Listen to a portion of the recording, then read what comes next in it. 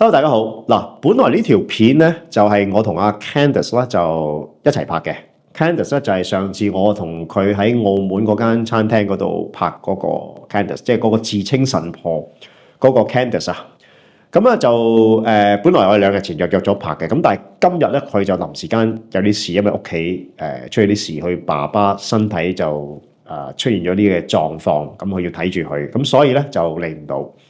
咁就唯有一個人頂住先啦，因為我又唔想等到佢翻嚟先至拍，咁又等幾日先有片咁樣，咁所以我一個人頂住先。咁其實今次咧就主要係阿 Candice 咧就想揾我拍嘅，因為其實佢話上次咧仲有啲嘢未講完，因為即係意猶未盡啦。咁佢都俾咗啲資料我睇嘅，咁其實佢就想再做一啲嘅補充啦，因為尤其是關於呢個，應該我冇記錯就係量子力學、量子疊加嘅一啲比較新嘅一啲嘅睇法啦。雖然佢係一個神婆啦，咁但係其實佢都係一個嗰個 science 嘅根底都非常之好嘅人，因為其實佢第一個 degree 係讀civil engineering，咁跟住佢就做呢個AI 啦。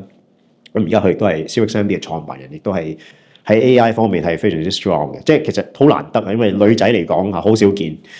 咁佢就有啲嘢想講，咁我會留翻嗰部分俾佢講。咁今日咧嗱，其實我主要咧，因為上次嗰條片就講地震啦，又講到嗰個科學家寶江邦夫啦咁樣。咁其實咧，我都想做少少嘅補充。咁首先第一件事嗱，嗰個科學家，嗰個日本科學家寶江邦夫，咁毫無疑問，佢喺學術界，尤其是喺量子力學方面嗰個地位咧，就毋庸置疑嘅。因為其實佢應該喺70年代嘅時候咧已經係成名啦。咁嗰個地位亦都係好高嘅喺呢個，尤其是喺量子力學方面啊。咁但係個問題就咁樣。我承認佢係喺學術上係有好高嘅地位，但係我唔承認嘅一樣嘢，或者我係不能苟同嘅一樣嘢，就係佢講關於7月5號嗰個地震嗰單嘢，我就真係唔能夠接受。點解咧？咁其實咧呢個咧就涉及到一個問題，就係究竟乜嘢係科學嘅問題？即係點解上次嗰條片阿 Candice 就 challenge 我話我迷信呢個科學教，其實呢個係屈我嘅。不過嗰日太過眼瞓，費過攰，即係都唔係好清醒，費事回應啦。咁首先第一樣嘢就係啦，其實我記得佢講一樣嘢就係話，佢話其實呢個世界好多嘢科學解釋唔到，所以咧我係唔應該完全迷信科學。咁首先呢樣嘢咧，我唔同意嘅。點解咧？頭先我提到究竟乜嘢係科學？嗱，好奇怪嘅。我哋細個應該由 Form 1開始就開始有 science 啦。譬如我個年代就更加係應該係我就係我小學嘅時候就已經有 science 有科學呢樣嘢。咁去到中學亦都有 science。咁然後我當然就去到 Form 4，去到預科都係讀呢個理科啦。咁但係我哋一路落嚟讀 physics、chemistry、biology。但係一直咧，至少我哋嘅課程裏邊咧，冇人或者個課程裏邊係冇提及到究竟科學係乜嘢嚟。嗱，我哋覺得好理所當然喎，科學咪 physics、chemistry、biology 咯，係咪？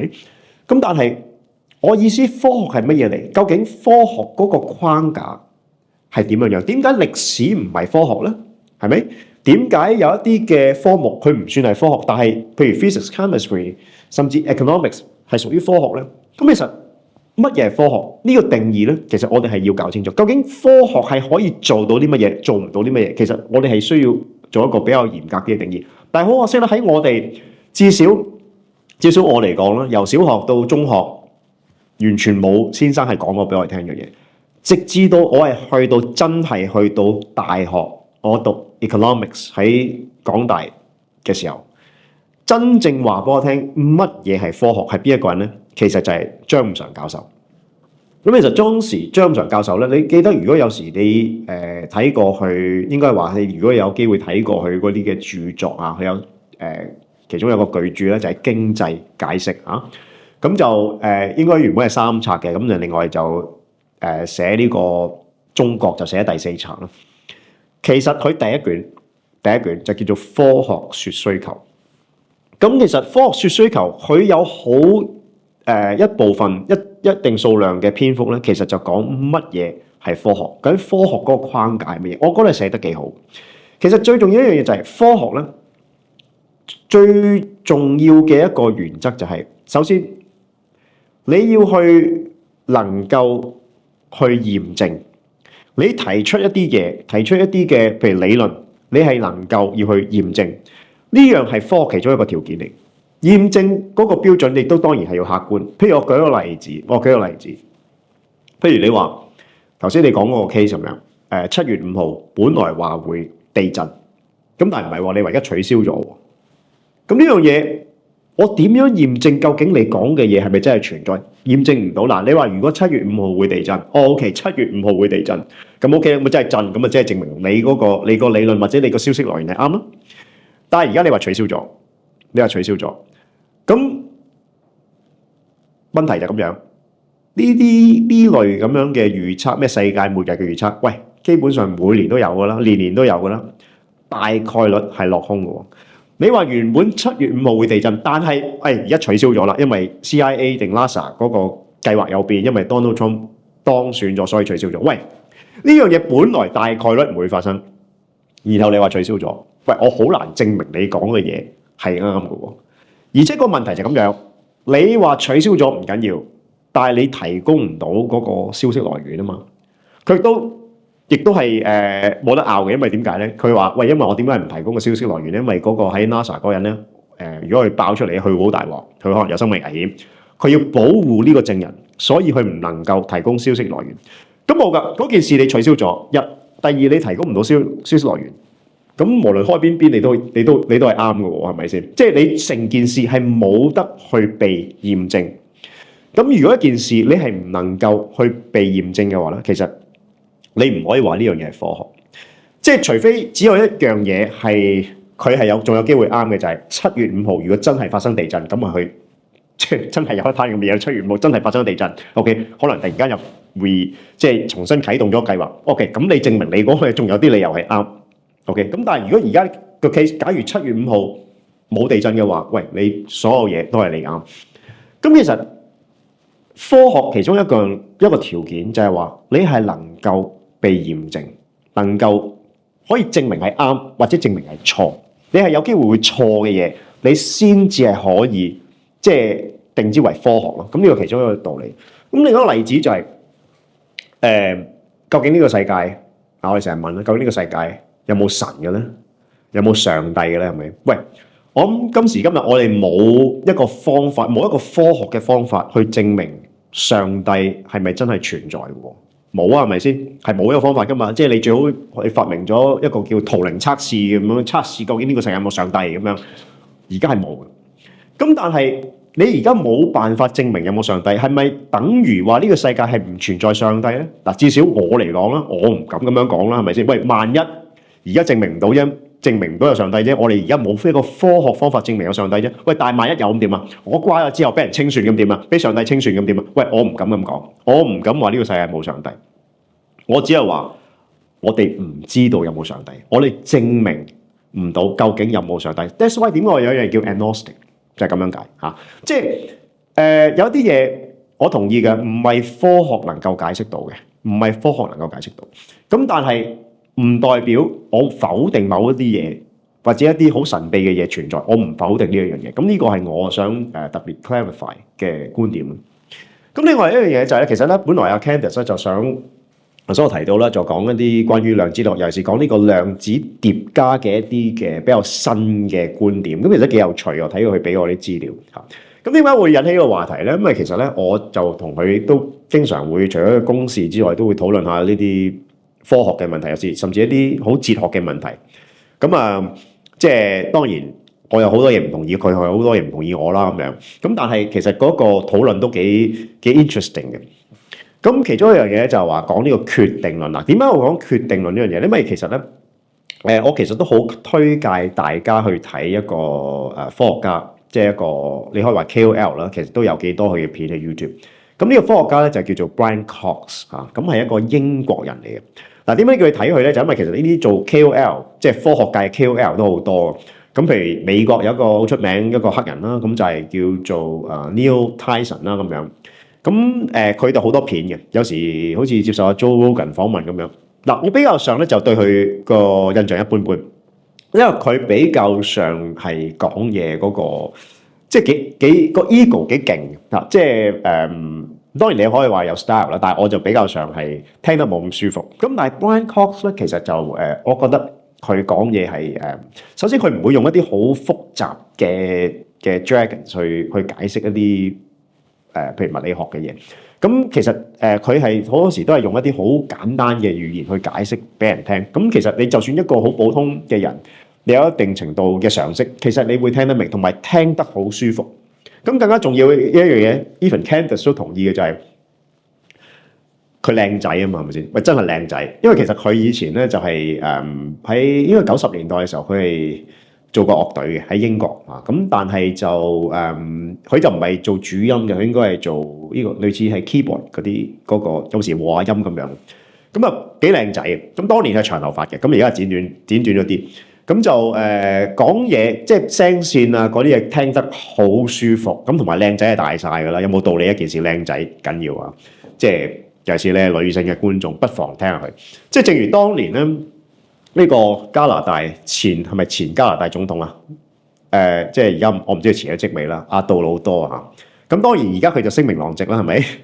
咁但係其實當年佢上任嘅時候咧，其實哇靚仔，即係都10幾年前啦。都有印象深刻就係當時佢上任嘅時候咧，咁有個記者就問：喂，你可唔可以用一個好簡單淺白嘅語言解釋乜嘢係量子電腦咁樣？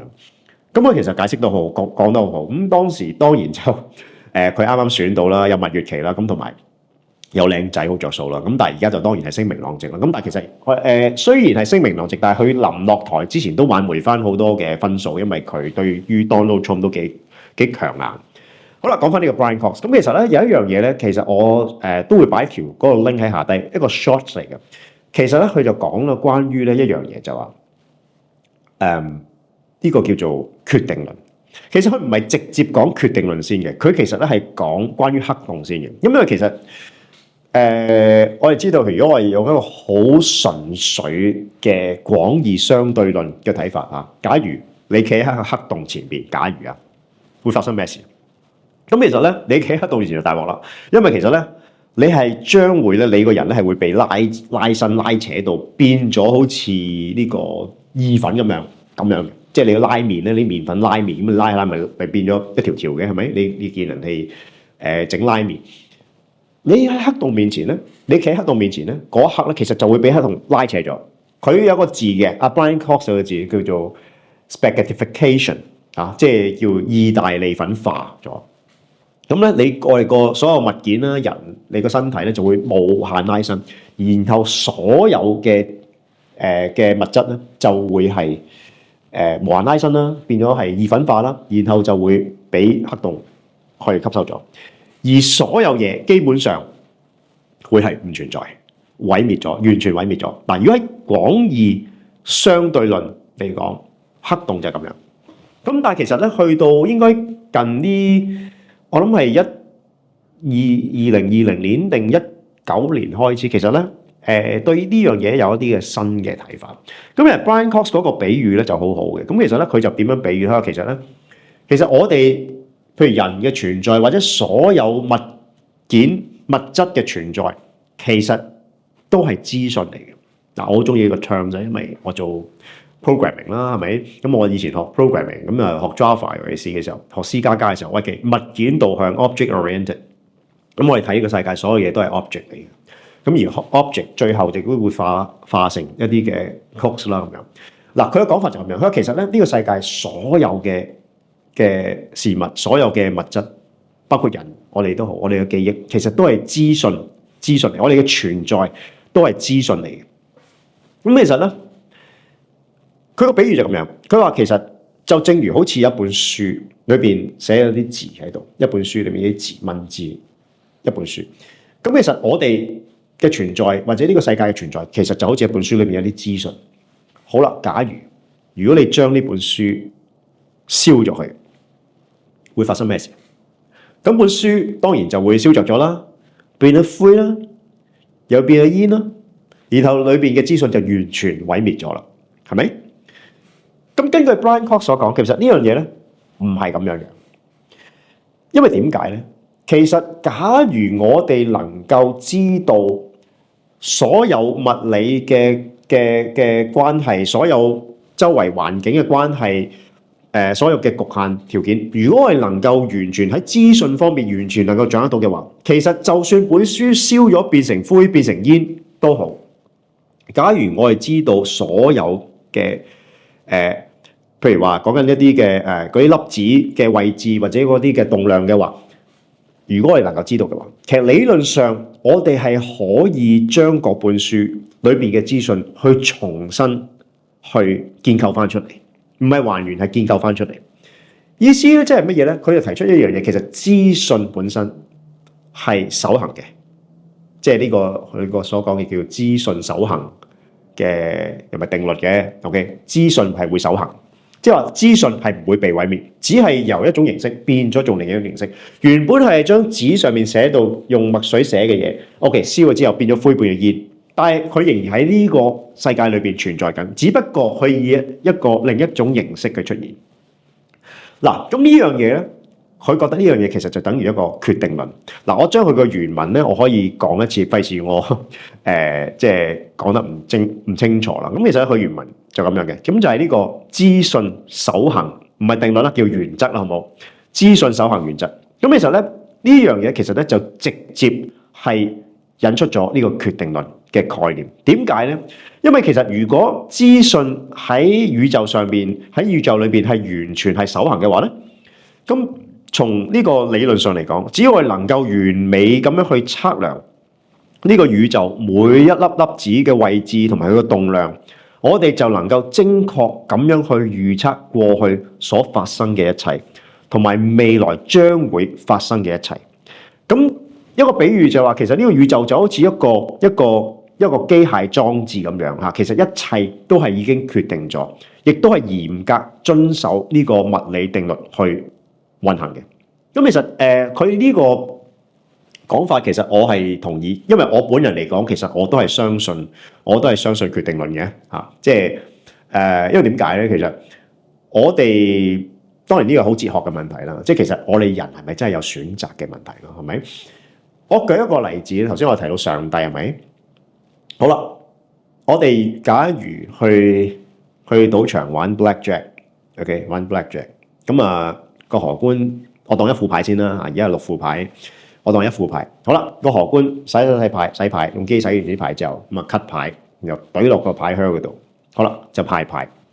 咁大家知道 blackjack 係可以數牌嘅，係咪？點解可以數牌？因為其實嗰啲牌一路出嘅時候咧，咁其實你嗰個剩翻嘅牌越嚟越少啊嘛。咁其實咧，你剩翻嘅牌就越嚟越肯定。咁你出到你副牌有52隻，你出到第51隻，咁嗰隻一定係剩翻嗰隻噶啦，可以計到出嚟噶嘛。咁其實數牌就係呢個原理。好啦，我哋由第一隻牌又派落去。我作為一個賭徒或者啲人喺度賭錢，我哋就根據當時嗰啲牌嘅狀況去做啲決定。可能如果你識數牌嘅話，咁你計分啦，然後你計呢個概率啦，究竟我去定唔去啦，諸如此類嘅嘢。好啦，我哋一路係要做緊決定，係咪？但係其實你諗深一層，嗰副牌其實已經洗咗啦嘛，洗咗嗰個次序由邊隻去到邊隻，其實個次序已經安排好晒，攝咗擺落個牌箱裏邊，係咪？咁除非有人出千嘅啫，咁否則嘅話，嗰副牌就會根據佢洗咗出嚟嘅次序派出嚟。好啦，我哋作為賭徒，一路去賭嘅時候，我哋一路做啲決定，根據一啲嘅概率去做一啲嘅決定，去定唔去，即係繼唔繼續要牌。我哋表面上好似係做緊啲決定，其實個問題咁樣。嗱，我哋涉及到概率嘅問題，點解我哋有概率？呢個世界點解會有概率咧？其實對於上帝嚟講啦，係唔會有概率嘅，因為我哋有概率係因為我哋對於一啲嘢嘅未知，我哋對於嗰副牌，嗰副牌有50隻，隻仔都未出咗2隻，咁剩翻呢個49隻，完全係 unknown 噶嘛，咁所以我哋只可以用概率去估計可能將會發生咩事。隨住嗰啲牌一路派得越嚟越多嘅時候，咁我哋嘅概率就越肯定。但係就算你派剩2隻牌，你都係仍然存在概率。原因係因為我嗰2隻牌都係未知道。概率嘅嘅存在，我再講一次，概率嘅存在就係因為我哋對於未來係未知。好啦，但係對於上帝嚟講，喂，佢係冇概率咁，咩副牌嗰陣睇，就咁樣排落去咯，佢完全知道晒噶嘛，佢係無所不知噶嘛，佢係冇概率，佢係唔需要用概率。調翻轉咁講，佢喺上邊睇翻落嚟，班傻閪喺度賭錢咁戇居咁樣，其實佢係完全係冇概率。概率只係對於我哋對於未來嘅未知而去作出決定，而去計出嚟，而去 approximate， 我哋希望去估計啲嘢。好啦，如果我哋能夠掌握晒所有嘅因果關係，所有嘅局限條件，理論上我哋係可以完全能夠知道嘅未來。我哋覺得我哋自己有選擇，點解？係因為其實老實講係我哋嘅錯覺嚟嘅。我哋聽日去諗住，譬如話聽日或者我今晚我未食飯啦，而家我今晚諗食咩好咧？我食日本嘢好冇咧？我食壽司好冇咧？當然唔好啦。我行過，咦，見到有間新開嘅西餐廳喎，法國餐廳喎，不如我食西餐咯，好唔好啊？我哋表面上好似喺度做緊決定咁，但其實決定係咪真係我哋自己做出嚟嘅？其實你諗深一層，如果我哋知道晒所有嘅決定嘅因素嘅話，其實唔存在我哋做嘅決定。我哋做每一個決定，其實後邊都有原因，只不過我哋唔知道。咁其實咧，呢個就係決定論嗰個問題。咁當然啦 ，Candace 啦，其實點解今日會諗住拍呢條片，就係因為 Candace 咧佢就唔同意呢樣嘢嘅。因為喺量子，尤其是喺量子疊加嘅情況之下咧，喂，嗰個嘢有70% 發喺呢邊，有30% 發喺呢邊，咁而唔係佢哋兩個狀態同時存在喎。咁呢樣嘢究竟係咪決定論可以解釋到咧？咁呢個其實佢想回應我嘅。咁所以其實妹妹呢今日呢條片咧就係講呢樣嘢。咁但係因為佢未能夠出席啦，咁所以就拍唔到，咁唯有等下次。咁啊，最後做個總結啦。其實我哋原本講好咗2日後，即係2日前，我哋講咗今日喺呢個地方就會拍片噶嘛。咁因為佢爸爸身體出現咗狀況，咁就嚟唔到。咁其實呢樣嘢係咪已經決定咗咧？其實2日前，如果你掌握晒所有嘅因果關係嘅話，掌握晒你爸爸嘅身體狀況嘅話，可能你會預計到，你會知道你爸爸今日可能會身體有狀況而嚟唔到。嗰一刻你唔知 ，OK？ 咁其實呢樣嘢你覺得好似係偶然發生，好似係意外咁樣，但係其實呢樣嘢係咪真係意外咧？佢係意外係因為你唔知背後嘅因果關係。咁呢個就係我嘅總結啦。好啦，咁今日時間去到呢度，多謝大家。